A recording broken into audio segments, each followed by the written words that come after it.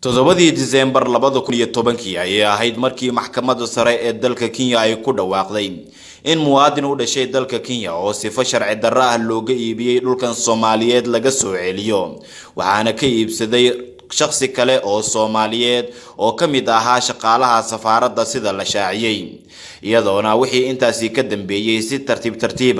dib u dhis loogu sameeyay safaaradda hase ahaatee ugu dambeyn waxaa xariga ka jaray dhismaha cusub ee safaaradda Soomaaliyeed ay iminka wixii ka dambeeya ku shaqayn doonto wasiirka arrimaha dibadda dawladda federaalka Soomaaliya Axmed Ciise Cawad oo ay garab taagnaayeen safiirka Soomaaliya u jooga dalka Kenya Maxamuud Axmed Nuur Tarsan iyo agaasimaha waaxda xoghaynta wasaaradda arrimaha dibadda dalka Kenya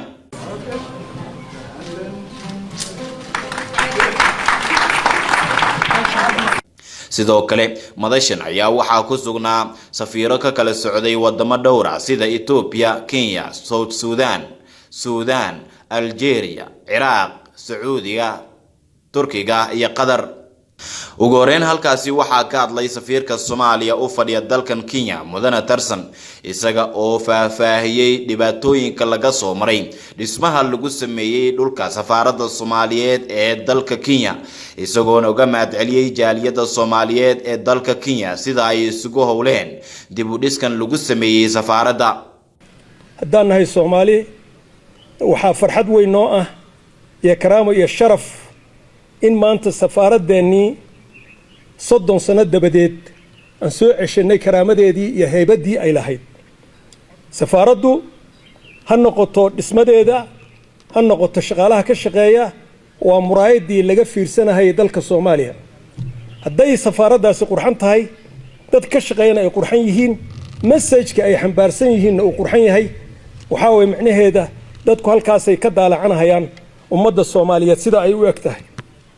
halkaasi sidoo kale waxaa ka hadlay safiirada inta badan halkaasi ku sugnaa kuwa oo sheegay Soomaaliya in dib u soo kabashadeeda laga dheehan karo sida ay dawladda federaalka Soomaaliya muhiimadda u siinayso dib u howlgelinta safaarada muhiim ah iyadoo safaaradda magaalada Nairobi ay tahay safaarad muhiimad gaar ah u leh guud ahaanba Soomaalida. ugu dambeyn halkaasi waxaa ka hadlay wasiirka arrimaha dibadda dawladda federaalka Soomaaliya Mudane Axmed Ciise Cawad kaasi oo sheegay in dawladda Kenya iyo dawladda federaalka Soomaaliya xiriirkooda uu aad u wanaagsan yahay isla markaana wax badan oo dana labada dhinac ay isaga xiran yihiin ayna sii horumarin doonaan dadaalka ay diblomaasiyadda ku xoojinayaan. waxa weeyaan wadankan aad joogtaan waa wadanka noogu muhiimsan dalahan dawladda Soomaaliya waxay aaminsan tahay dalalka ugu muhiimsan yihiin dalalka dariska oo walaalaheena kuwaas aynu isla noolaanayna ama isla baaba'ayna. dalalkaas waa Kenya, waa Ethiopia, waa Djibouti waa